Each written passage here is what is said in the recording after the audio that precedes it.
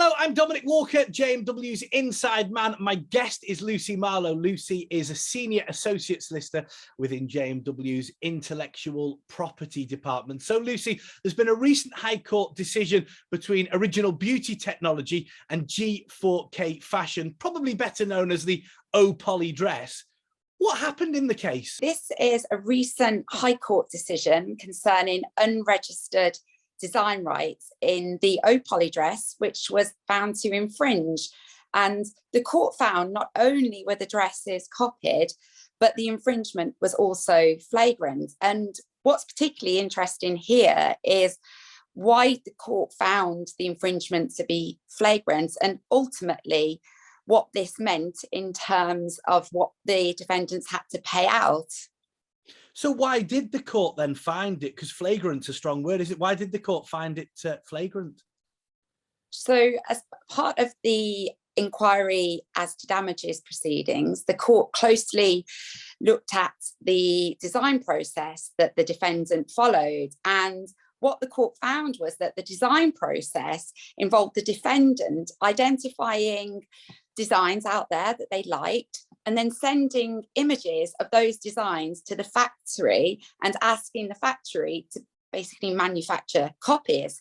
And all in all, the judge found that the defendants had set out to emulate the claimant's goods, and the goods that the defendant was selling were both cheaper and inferior quality. So all the ingredients of a copycat infringement.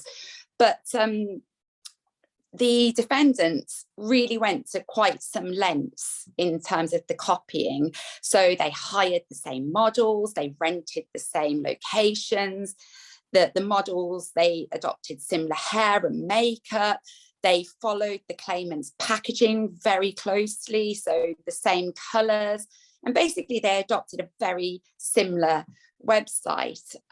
So the defendants were found to have infringed.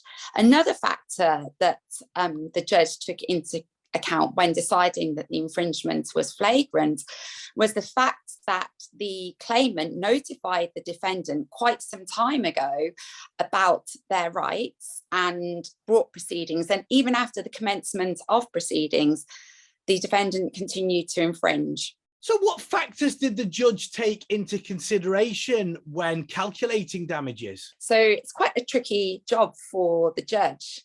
A key thing here is that the judge has to ensure that for flagrant damages, the amount that's awarded is sufficient to amount as a punishment and a deterrent, whilst equally not being too egregious and amounting to an abuse of rights. So what the judge actually awarded was £300,000 in additional damages.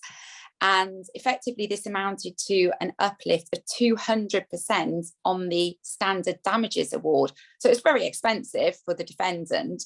And the amount awarded grossly exceeded the defendant's gross profit. And it meant that the defendant was out of pocket. And how can you and the JMW intellectual property team help businesses watching this? So to avoid being in the position of the defendants here, there are a couple of key lessons that can be learned. Firstly, if you're designing products, it's important to preserve a documentary trail so you can show independent design. Here at JMW, we can provide training on how to do this.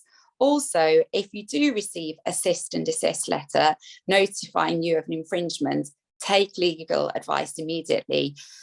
It's important to understand the merits of the claim that's been advanced against you and also the financial implications of continuing with your current activities. So, for example, in this case, by continuing to infringe, the defendant has paid a heavy price, and I regularly advise clients on such matters.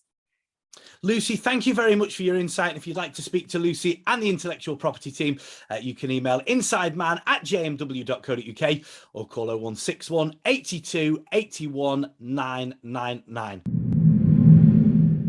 I'm Dominic Walker, JMW's Inside Man.